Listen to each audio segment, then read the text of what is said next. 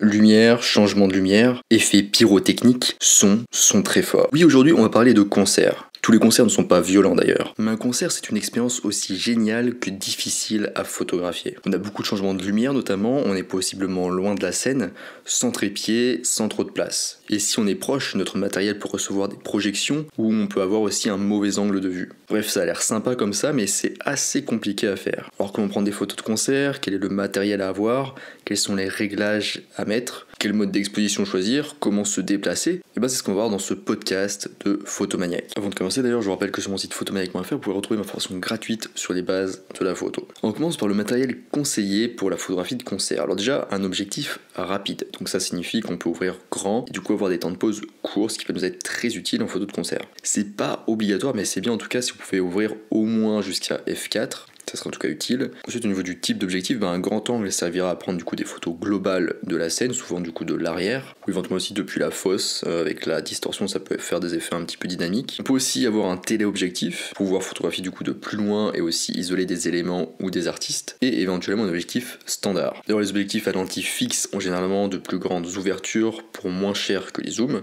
et vous pouvez du coup par exemple prendre un 24 mm pour le grand angle, un 35 mm pour le standard et un 85 mm pour le téléobjectif. Vous aurez juste du coup un peu moins de flexibilité, mais globalement ça sera moins cher, vous aurez une meilleure qualité d'image et vous pourrez ouvrir aussi plus grand avec un objectif à lentille fixe. Ensuite, un boîtier qui gère bien la montée en ISO. Alors sans forcément d'ailleurs trop de mégapixels, par exemple autour de 20 mégapixels c'est très bien, parce que la course aux mégapixels ici ne sert pas à grand chose et aura plutôt tendance à faire exploser le bruit. Généralement, plus le nombre de mégapixels est élevé et moins la plage dynamique de l'appareil est importante à des sensibilités élevées. Donc impossible de faire de bonnes photos avec un éclairage très mauvais, qui est du coup souvent le cas en photo de concert. Ensuite, on a un trépied. C'est pas forcément pratique et autorisé, mais si vous pouvez et vous avez notamment un laissez-passer, vous aurez l'occasion de vous en servir. Ensuite, une lampe de poche, donc très utile lors de vos déplacements dans la foule pour éviter de tomber notamment, et un chiffon microfibre pour nettoyer votre matériel au cas où. On a fini pour le matériel. Ensuite, on passe à un autre point. Faut-il vraiment avoir peur de l'obscurité pendant les photos de concert? On peut se dire que les photos de concert sont délicates, notamment à cause du possible manque de lumière. Mais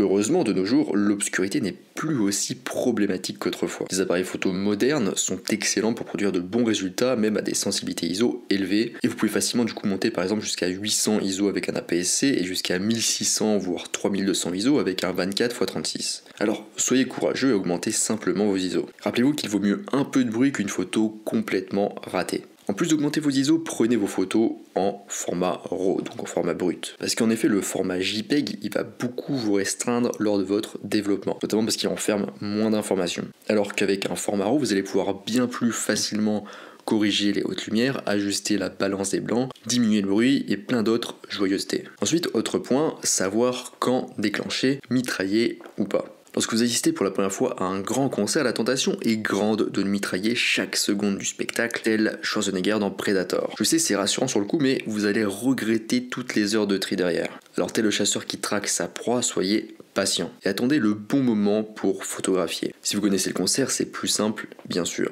Donc par exemple, vous pouvez vous concentrer sur le chanteur principal, trouver un bon angle où le micro ne cache pas son visage, et essayer de regarder un peu ce que font les lumières. Lorsque la lumière est bonne, que vous avez une exposition raisonnable et que l'artiste a l'air à peu près correct, prenez la photo.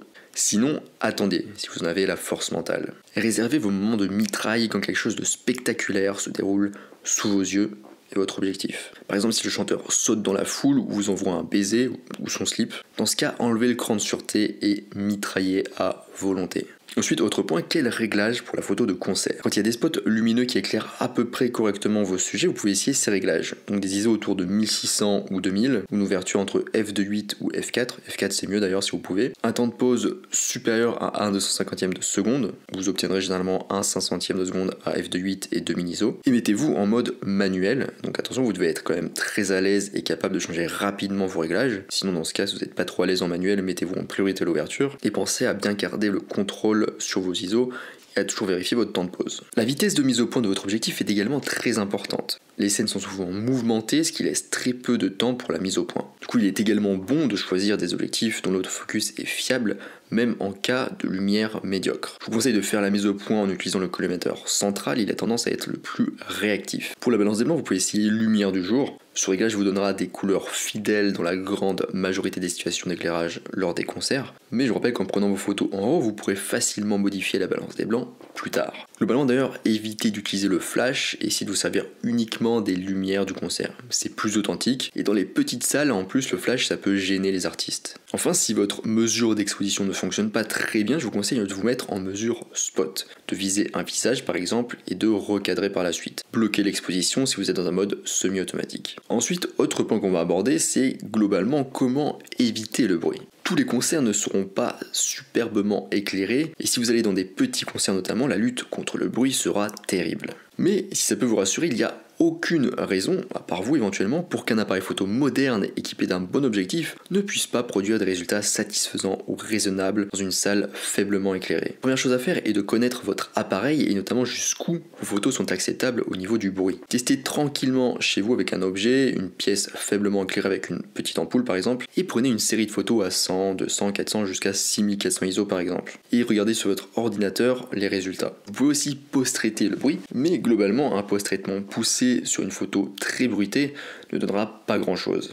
Alors concentrez-vous surtout d'abord à la prise de vue et restez modéré par la suite dans votre post-traitement. Et rappelez-vous aussi, si ça peut vous rassurer, que la pureté technique d'une photo n'est pas le seul gage de sa qualité. Son contenu, son énergie, ses émotions et bien d'autres éléments sont également importants. Lors d'un spectacle très sombre, vous pouvez faire deux choses. Et un, attendre que la lumière s'allume, généralement pendant un refrain ou les solos de guitare, et 2, photographier avec des ISO du coup plus élevés, comme par exemple 6400 ISO, si votre boîtier vous le permet. Aussi d'autres choses qui peuvent vous aider, c'est par exemple ouvrir à f2.8. Avec une ouverture plus grande comme f1.8, si vous êtes proche de l'artiste, la profondeur de champ est trop étroite et la mise au point sera difficile à faire. Et d'ailleurs si vous pouvez, limitez-vous à f4, c'est mieux. Et n'oubliez pas aussi de garder un œil sur votre temps de pause. Dans l'idéal, il faut viser 1/60 de seconde minimum, à moins que vous ne preniez un plan large de toute la scène. Et pour les mouvements très rapides, comme un saut par exemple, 1/250 de seconde serait idéal. Ensuite, autre point, alors bruit numérique, trichez avec le noir et blanc. Il existe une vieille astuce bien connue pour masquer le bruit, passer la photo en noir et blanc. Et du coup faire passer le bruit numérique pour du grain argentique. Ça peut marcher bien sûr auprès du grand public. Cependant, il faut toujours se demander si vous améliorez vraiment les choses avec cette approche. Non, n'abusez pas. Toutes les photos d'ailleurs ne fonctionnent pas en noir et blanc. Utilisez la conversion en noir et blanc uniquement lorsque vous avez un réel objectif artistique à atteindre. Vous devez savoir à l'avance ce que vous voulez obtenir avec votre prise de vue en noir et blanc, ce que vous voulez mettre en valeur et pourquoi. Faire ça uniquement pour masquer le bruit est une raison assez limite. On peut par exemple passer en noir et blanc pour supprimer des couleurs qui attiraient inutilement l'attention, ou encore quand votre photo est très contrastée, ou pour simplifier globalement la photo. Autre point du coup qu'on va aborder, être au bon endroit au bon moment. Savoir quand les choses vont se passer vous permet d'être au bon endroit au bon moment. D'ailleurs, les meilleures photos ne viennent pas forcément de l'avant de la fosse. Parfois, les meilleures photos se font depuis l'arrière en ayant un point de vue sur l'ensemble de la scène.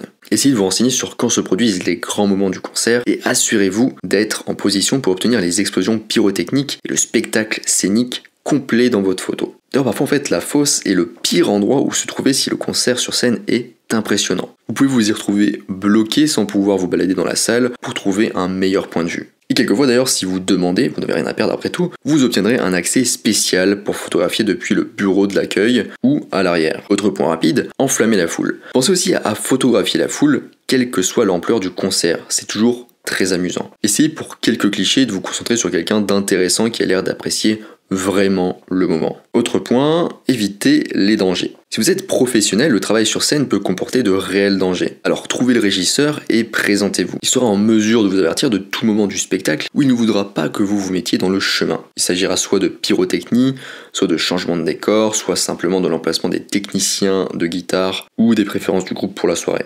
S'approcher au plus près du groupe vous permet d'être au cœur de l'action, mais vous devez surveiller de près votre appareil photo et vous-même. Si vous vous déplacez, pendant que vous frayez un chemin dans la foule, il vous sera utile de savoir pousser et bousculer et d'utiliser du coup votre fameuse lampe. Donc ça c'est pour les plus gros concerts. D'ailleurs vous devez accepter que tout le monde ne soit pas content si vous leur bloquez la vue ou si vous prenez la place pour laquelle ils se sont battus. Je vous recommande pendant que vous frayez un chemin, de tenir votre appareil photo au-dessus de votre tête et face à vous. Cela le protégera des collisions et c'est également bon pour vous, la plupart des gens vous laisseront la place dès qu'ils verront votre appareil photo. Et d'ailleurs apportez aussi avec vous un chiffon microfibre pour nettoyer votre appareil au cas où. Lorsque vous prenez des photos, gardez un œil dans le viseur et utilisez l'autre pour observer ce qui se passe autour de vous. Si vous vous trouvez dans la fosse, essayez avant tout de maintenir votre stabilité. Écartez vos jambes et renforcez votre corps. C'est surtout utile lors des concerts de rock et de punk. Outre les fans excités, vous devez également faire attention aux boissons qui volent. Soyez prêts à protéger votre matériel à tout moment. Les rayons laser qui percent le brouillard lors des concerts sont bien stylés et peuvent sembler inoffensifs.